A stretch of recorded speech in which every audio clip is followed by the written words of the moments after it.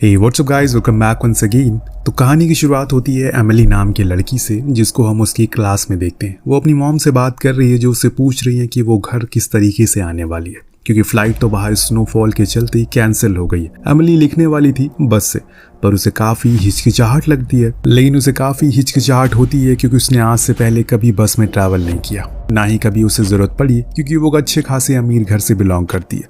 और इस बीच उसके बॉयफ्रेंड ने उसे मैसेज करके बताया कि उसके कॉलेज के राइड बोर्ड पर एक बारी नज़र मार लेनी चाहिए। हो सकता है कि वहाँ कोई डेनवर जा रहा हो तो वो तुम्हें लिफ्ट दे देगा। दरअसल कॉलेज के बच्चे ऐसे ही करते हैं, इसीलिए एमिली वहीं गई तो उसे बड़ी आसानी से ग्रे नाम का लड़का मिल जाता है, जो कि उसी डायरेक्शन में जा रहा था। इसीलिए उसने उसके कॉल करके कहा कि वो उसके साथ चलेगी, जिसके लिए उसने कल 1 बजे का समय रखा। पर एमिली 2 घंटे लेट पहुंची। ऊपर से उसके इतने नखरे जो देख ग्रे बेचारा परेशान हो जाता है। लेकिन उसने उसका इंतजार किया, ना कि अकेले वहां से चला गया, जो बताता है कि वो उसे कहीं न कहीं पसंद करता है। यह हो सकता है कि कोई और वजह हो। खैर, ग्रे अब अपनी खटारा कार में पहले से अपने कबाड़ को भर रख, इसीलिए एमिली के सामान के लिए कोई जगह उसमें नहीं बचती और उसने उस एक बैग को बाहर निकाल दिया और खुद का बैग रख दिया। दिन दोनों ही चल दिए, पर उन दोनों में से किसी की भी नज़र दोबारा से उस बैग पर नहीं पड़ी जो बाहर रह गया था। और मैं बता दूं कि उस बैग में खाने का सामान था, यानी कि मुश्किलें अब बढ़ने वाली है। खैर, कुछ मजा लाने के लिए इतना तो बनता है। अब कार भी एमिली को कुछ खास अच्छी नहीं लगती। जिस साइड में वो बैठी थी उसकी विंडो आधी ही बंद होती है, लेकिन क्या करे, मजबूरी है तो उसे एडजस्ट तो करना है। इसीलिए अपने बॉयफ्रेंड से बात करते हुए वो ट्रैवल का मजा लेती है। तब ग्रे ने गुस्से में कहा कि तुम ये क्या कर रही हो? क्या तुम्हें पता नहीं है इस लिफ्ट में हम दोनों का 50-50% है। अगर मैं ड्राइव कर रहा हूँ तो तुम्हें मुझसे बात करनी होगी, वरना मैं सो जाऊंगा। ऐसे तो एमिली भी मान गई और उसे बात करना शुरू कर दिया, जिसमें उसे पता चला कि ग्रे उसके बारे में काफ़ी कुछ जानता है, क्योंकि वो उसी की क्लास का है। लेकिन एमिली ने तो आज उसे पहली बार देखा है, वो उसे देखती ही नहीं। और मन ही मन वो उसे कहा कि मैं इस गरीब की तरफ देखी हुई क्यों। लेकिन उसका दिल रखने के लिए वो बोल देती है कि अच्छा सॉरी, शायद मैंने तुम्हें देखा नहीं होगा। इसके बाद कुछ और बातें हुई, जैसे कि लास्ट एग्जाम के बारे में, जिसका आंसर सुन एमिली उसे थोड़ा सा ही लेकिन इम्प्रेस तो हुई। खैर, अभी इनके 1 ही घंटे की ड्राइव पूरी हुई है और 4 घंटे अभी और बचे हैं। तो एमिली ने कहा कि अगर इस बीच में कोई गैस स्टेशन आए तो वहां रुक जाना, मुझे वॉशरूम जाना है। इतना कहने के बाद वो अपनी नेल पेंट लगाने लग गई। तब कुछ देर पर ग्रे ने कहा कि तुम चश्मा लगाया करो, वो तुम पर ज्यादा अच्छा लगता है। अब उसकी इस लाइन ने मानो एमिली को हिला कर रख दिया, क्योंकि किसी को भी पता नहीं है पूरे कॉलेज में कि वो चश्मा लगाती है, यहाँ तक कि उसके घर वालों को भी नहीं। तो इसे कैसे पता? यही सवाल उसने ग्रे से किया, लेकिन वो एकदम से बात को पलट देता और बोलता है कि गैस स्टेशन आ गया। जरूर कुछ तो बात है जो ये हमसे छुपा रहा है। वेल, जो कुछ भी होगा कुछ ही देर में पता चल जाएगा। गैस स्टेशन पर ग्रे फ्यूल भरने लगा तो एमिली वॉशरूम चली गई, जहां उसने चश्मा लगाकर भी देखा कि क्या वो सच में खूबसूरत लगती है या फिर नहीं।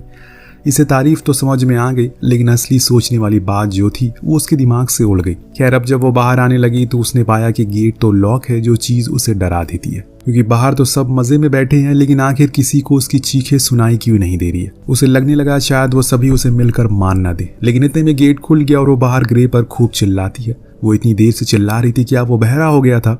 ग्रे कहता है कि उसने तो उसकी आवाज़ सुनी नहीं। तो एमिली ने भी बात को ज़्यादा आगे नहीं बढ़ाया और बाहर निकलने लगी। इतने में ओनर ने उससे कहा कि हाईवे पर चलते रहना और कहीं मत जाना। ऐसा लग रहा था कि मानो वो खो गया। पर ग्रे कहता है कि वो बहुत बार इस रूट से घर जा चुका है, तो ऐसी कोई बात नहीं है। लेकिन जाते समय उसने ओनर को गुस्से भरी नज़रों से ज़रूर देखा और फिर से इन्होंने अपना सफ़र शुरू किया। कुछ देर चलने के बाद ग्रे कार को शॉर्टकट के रास्ते से मोड़ देता है, जो कि जंगल से घिरा हुआ था और ढेरों बर्फ गिरी थी रोड पर। एमिली समझ नहीं पाई कि आखिर उसने ऐसा क्यों किया, पर ग्रे का कहना था कि ये रास्ता शॉर्टकट है, उसे घबराने की जरूरत नहीं है, वो जल्दी हाईवे पर होंगे। पर एमिली के लिए चीज़ें काफ़ी अजीब थी, क्योंकि उसे अब न जाने क्यों लेकिन काफ़ी ज़्यादा डर लग रहा है। ऐसा वो दिखाती नहीं है और चुपचाप बैठी रहती है, पर तब उसके मन में ख्याल आता है क्यों ना इसे डेनवर के बारे में कुछ सवाल किए जाए। जो उसने पूछा उसे कुछ भी उसके बारे में पता नहीं होता, यानी कि वो डेनवर कभी गया ही नहीं। जो चीज़ें अब उसे और ज़्यादा डराने लग जाती है। एक तो अनजान इंसान, ऊपर से सुनसान सड़क। इसीलिए वो जिद करने लगी कि कार को हाईवे पर लो, वरना मैं यहीं कूद जाऊंगी। पर ग्रे तो बार बार उसे एक ही बात कहे जा रहा है कि ये रोड काफ़ी अच्छी है, आगे जाने पर हम हाईवे से मिल जाएंगे। पर एमिली को इन सब चीज़ों से कुछ मतलब नहीं है। उसे तो बस अब किसी भी हाल में हाईवे पर जाना है और फिर इस कार से बाहर उतरना है। इसी बहस में ग्रे का ध्यान सामने से आ रही कार पर पड़ता ही नहीं, जिस चक्कर में उसका बैलेंस बिगड़ जाता है। अब ये दोनों ही जाकर एक स्नो के अंदर धंस गए, जिससे ये दोनों ही बेहोश हो जाते हैं। जब एमिली को होश आया तो वो तुरंत ही कार से बाहर गई और पुलिस को कॉल करने लगी। लेकिन अगर कॉल लग गई तो इस कहानी में कुछ मतलब नहीं बनेगा। इतनी में उसके पीछे से ग्रे आ गया, जिसने कहा कि बड़ी ही अजीब बात है, जो कार हमारे सामने से आई उसके टायर मार्क कहीं दिखाई नहीं दे रहे, जो कि नामुमकिन है। अब ग्रे ने आगे पीछे भी देखा पर वहां कुछ नहीं था सिवाय कुछ कब्रों के, जिन्हें वहां पर गाड़ा गया हो। जो थोड़ी अजीब बात है, कोई भला इस अजीब सी वीरान जगह पर किसी को क्यों दफन करेगा। यार अब उसे ठंड लगने लगती है, इसीलिए उसने अमली से कहा कि यहाँ पर खड़े रहने का कोई मतलब नहीं बनता, हमें कोशिश करनी होगी। चलो कार को पुश करते हैं, स्टार्ट करने की कोशिश करते हैं, हो सकता है कि वो वहां से निकल जाए। पर ऐसा होता नहीं, क्योंकि वो कार बहुत ही बुरी तरह से धंस चुकी है। जो देख अमली अब ग्रे पर भड़क जाती है, क्योंकि उसी वजह से ये लोग इस मुसीबत में फंसे हुए। न जाने आधी रात को उसने कौन से नज़ारे देखने थे, इतने अंधेरे में तो कुछ दिखने वाला भी नहीं है। इसीलिए बेचारा ग्रे कहता है कि ठीक है, तुम यहीं पर रुको, मैं गैस स्टेशन जा रहा हूँ, हो सकता है कि किसी की मदद मिले। हाँ, अगर तुम्हें मेरे साथ चलना है तो चल सकती हो। पर वो मना करती है। इसीलिए वो ये कहकर चला जाता है कि कार में पानी है, तो उसे ज़्यादा इस्तेमाल मत करना। इतना कहकर वो चला गया तो वहीं अमली काम में लग गई। उसने पहले तो फौरन ही विंडो को बंद कर दिया, देन उसने रेडियो को ऑन किया।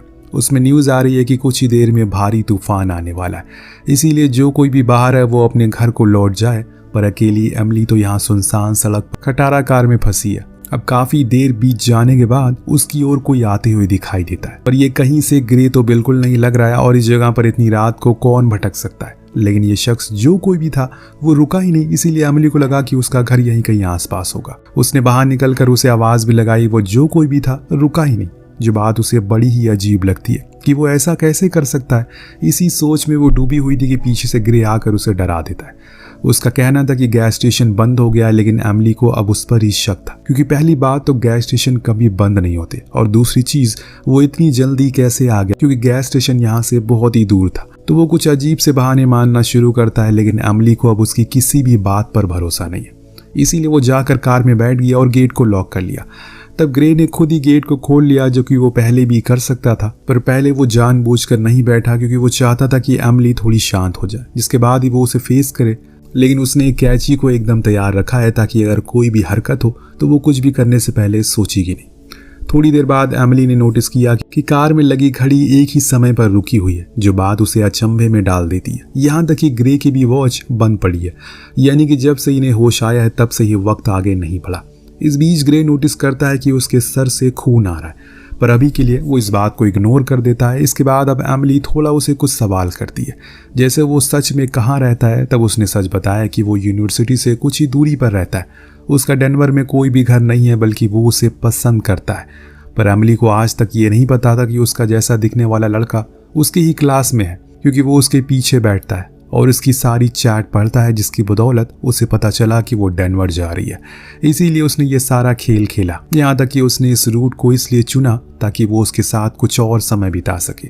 लेकिन ऐसा कुछ हो जाएगा उसे बिल्कुल भी पता नहीं था। इतना सब कुछ जानने के बाद अमली को समझ आता है कि वो उसे काफी टाइम से स्टॉक कर रहा है, पर उसे पता नहीं क्यों, लेकिन बुरा नहीं लगता कि उसने उसके लिए इतना सब कुछ जो किया। लेकिन अभी उन्हें ये नहीं पता कि जो भी खाने का सामान था वो जा चुका है। अब फिलहाल के लिए इनके लिए कोई मुसीबत नहीं है, क्योंकि कार का हीटर ऑन है, लेकिन कुछ ही देर में वो भी बंद पड़ जाएगा, जिस बारे में इन्हें कोई खबर पता नहीं है। इसीलिए अब इन्हें और मुश्किलों का सामना करना पड़ेगा। धीरे धीरे करके ठंड और बढ़ती जा रही है, इसीलिए ग्रे ने अपने साथ लाए कुछ कपड़ों को अमली को दे दिया और खुद भी पहन लिया।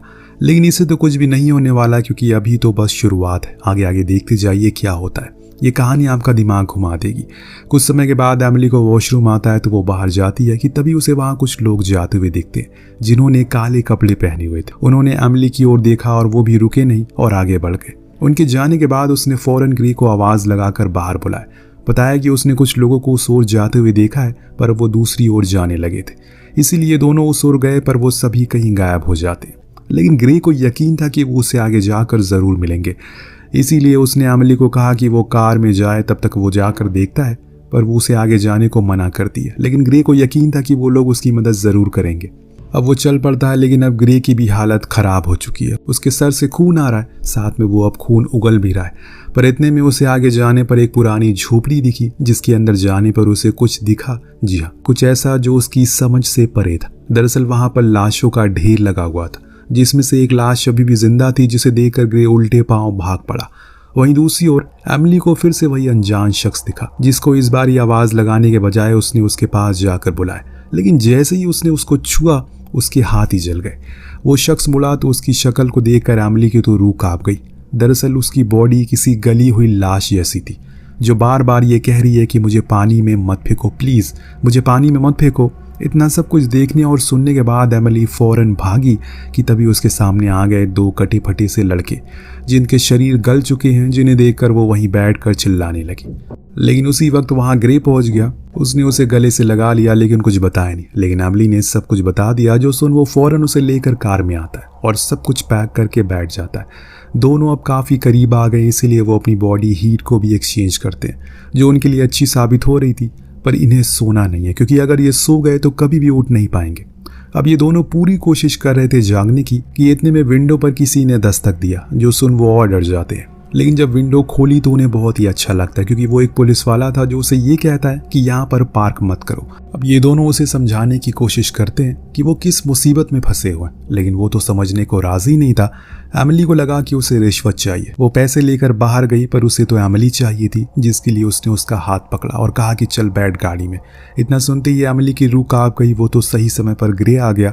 उसने उस पुलिस वाले पर एक रॉड से वार किया, लेकिन अचानक से एक वेव आई जिससे कि ये दोनों फिर से कार में आकर बैठ जाते हैं। इन्हें लगा कि ये कोई सपना हो सकता है, पर 2 लोग एक जैसा सपना कैसे देख सकते हैं। ऊपर से ग्रे के हाथ में वो चिपका हुआ रॉड इस बात का सबूत दे रहा है कि जो कुछ भी हुआ वो सपना तो नहीं था। इसीलिए अब इन्हें और भी ज्यादा डर लगने लगता है। तो वहीं ग्रे का जख्म और बढ़ने लगा था, जिसके बारे में उसने अभी तक एमिली को कुछ बताया नहीं है। इस बीच उसकी नज़र पड़ी उस न्यूज़पेपर पर, जो कि ग्रे उस झोपड़ी से लेकर आया था। उसमें उसे वही 2 लड़कों की फोटो दिखी जिसे उसे कुछ देर पहले देखा था, और इन दोनों लड़कों का इस जगह पर ही एक्सीडेंट हुआ था। और सबसे पहले आने वाले लोग जो थे वो वही कुछ लोग थे जो कि कुछ देर पहले एमिली और ग्रे को दिखे थे। लेकिन गौर करने वाली बात ये थी कि यह घटना घटी थी 1965 में, यानी कि आज से तकरीबन 50 साल पहले। इतना सब कुछ जानने के बाद एमिली अब रोना शुरू कर देती है, लेकिन ग्रे उसे हौसला देता और कहता है कि डरो मत, कुछ नहीं होने वाला, बस जल्दी से सुबह हो जाए तो हम दोनों पैदल ही हाईवे तक चले जाएंगे, उसके बाद अपने अपने घर। और कुछ ही देर बाद रेडियो पर एक क्रिसमस सॉन्ग प्ले होने लगता है। फिर अगले ही पल गेट पर वही पुलिस वाला दोबारा आया, जिसने एमिली को बाहर निकाला और अपनी कार में ले जाने लगा। इस बीच उसे कुछ बास्ट दिखाई देता है, जिसमें यही पुलिस वाला उसी की तरह दिखने वाली एक लड़की को लेकर जा रहा है। और तब उसे उन्हीं लोगों ने देख लिया तो उसने उस लड़की को कार में बैठाया, फिर उसे जंगल में ले जाकर उसके साथ गलत काम किया, देन उसे मार कर वहीं फेंक दिया। ये सब एमिली को दिखाई दे रहा है, जिसके कारण वो अजीब तरह से तड़प रही है। उसकी आवाज़ से ग्रे उठ जाता और उसे आवाज़ लगाता है, पर उठने की कुछ ही देर बाद वो फिर से उसी हालत में चली गई। इतने में वो सॉन्ग फिर से प्ले होता है और एक बारी फिर वो सारा सिनेरियो दोबारा रिपीट होता है। पुलिस का आना, उसे कार में बैठाना और परेशान करना। लेकिन इस बार ये लोग कुछ अलग करते हैं। ये कोई हरकत नहीं करते, वहीं चुपचाप बैठे रहते हैं, जिससे कि वो पुलिस वाला उन्हें बिना परेशान किए चला जाता है। अब बस इंतज़ार था तो सुबह होने का, लेकिन उसमें अभी काफ़ी समय, इन्हें अभी कुछ देर और इंतज़ार करना होगा। लेकिन समय के साथ साथ ग्रे की हालत और ख़राब हो रही है। वो उसे अभी भी कुछ नहीं बता रहा है, पर आखिर में एमिली भी समझ गई कि वो घायल है। उसके शरीर के हर एक अंग से खून आ रहा है, क्योंकि उसने अंदरूनी चोट जो लगी है।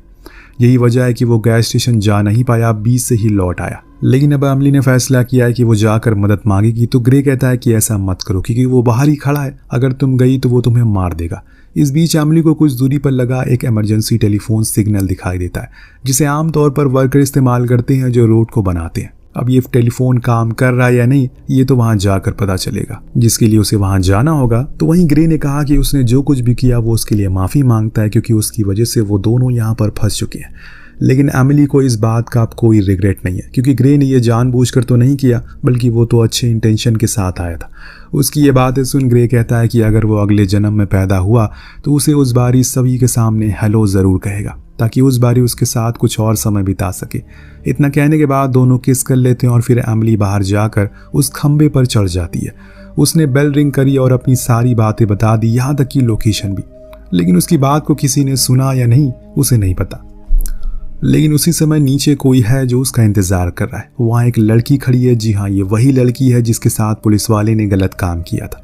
और उसे देख एमिली फौरन कार में जाकर बैठ गई और ग्रे को सब कुछ बताया, कैसे कैसे उसने बाहर क्या क्या देखा। लेकिन वो कुछ जवाब नहीं दे रहा है, क्योंकि दोस्तों वो मर चुका है। इस चीज़ के बारे में जब एमिली को एहसास हुआ तो उसने बिना समय गवाए उसे गले से लगा लिया। लेकिन अब क्या फ़ायदा है, क्योंकि जो कुछ भी करना था अगर वो समय करती तो कम से कम उसे मरने के कुछ चंद देर के लिए खुशी तो मिल जाती। अब वो इस गम में थी कि तभी वहाँ पर कोई आता है। एमिली को लगता है कि वो पुलिस आई होगी, लेकिन ये एक स्नो कटर ट्रक का ड्राइवर होता है। वो उस सिग्नल की वजह से यहाँ पर आया था और आते ही एमिली को बैठा लेता है। तो वो उसे इस रोड के पीछे की असली कहानी बताता है, कैसे 60s में एक करप्ट ऑफिसर था जिसने जानबूझकर 2 लड़कों की कार को क्रैश करवा दिया, लेकिन उसी चक्कर में उसकी कार भी खाई में गिर गई। तब एमिली ने पूछा कि फिर वो इतने सारे लोग क्यों घूमते। उसने कहा कि वो लोग असल में सभी पास के ही चर्च में रह रहे थे, ओल्ड फादर थे जिनकी एक साथ न जाने कैसे लेकिन बहुत ही अजीब तरीके से मौत हो गई। कुछ लोगों का कहना था कि उन लोगों ने पुलिस वाले को देख लिया तो उसने उन्हें भी मारकर खत्म कर दिया। इतनी में अचानक से उनके सामने वही आ जाता और इनकी कार भी क्रैश करवाने की कोशिश करता है और खुद भी गिर जाता है, पर इस बारी उसके अंदर कुछ जान बाकी थी। तभी वही ओल्ड फादर वहां पर आते हैं और उसके माइक्रोफोन को अपने साथ ले जाते हैं ताकि वो किसी से मदद ना मांग सके, पर पुलिस वाला इतनी आसानी से नहीं मानने वाला था। इसीलिए उसने ड्राइवर को निशाना बनाया, उसके टच करते ही वो जम गया और फिर बारी आई एमिली की। लेकिन इतने में दोस्तों पीछे से ग्रे आ गया जिसने उसके ऊपर उसी रॉड से हमला किया, जिसे एक बार फिर से वही वेव निकली। और इससे होता ये है कि एमिली ग्रे की लाश के साथ उसी कार में वापस पहुंच जाती है, यानी कि लाश कार के अंदर है लेकिन ग्रे की आत्मा बाहर है और मरने के बाद भी वो उसकी मदद कर रही है। लेकिन बस यहीं तक नहीं, उसने उसकी मदद की बल्कि बाद में उसने एमिली को गैस स्टेशन तक का रास्ता भी दिखाया जहां पर उसे रेस्क्यू कर लिया जाता है और इसी के साथ ये कहानी का यहीं पर अंत हो जाता है।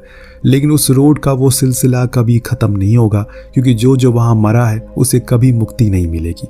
मरने वाला हर दिन अपनी मौत को दोबारा से देखेगा, उसी पल को बार बार जिएगा जैसे वो पुलिस वाला आज दोबारा उसी मौत को दोबारा मरता है। लेकिन अगले क्रिसमस वाले वीक वो फिर से बाहर आएगा क्योंकि उसी हफ्ते में ये सारी पास्ट की घटनाएं हुई थी और तब अगर कोई उस रोड से गुजरेगा तो उसके साथ वही सेम चीज होगी जो इन दोनों के साथ हुई थी। आपको कहानी कैसी लगी हमें कमेंट करके जरूर बताएगा। मिलते हैं अगले वीडियो में। Thank you so much watching. Peace out.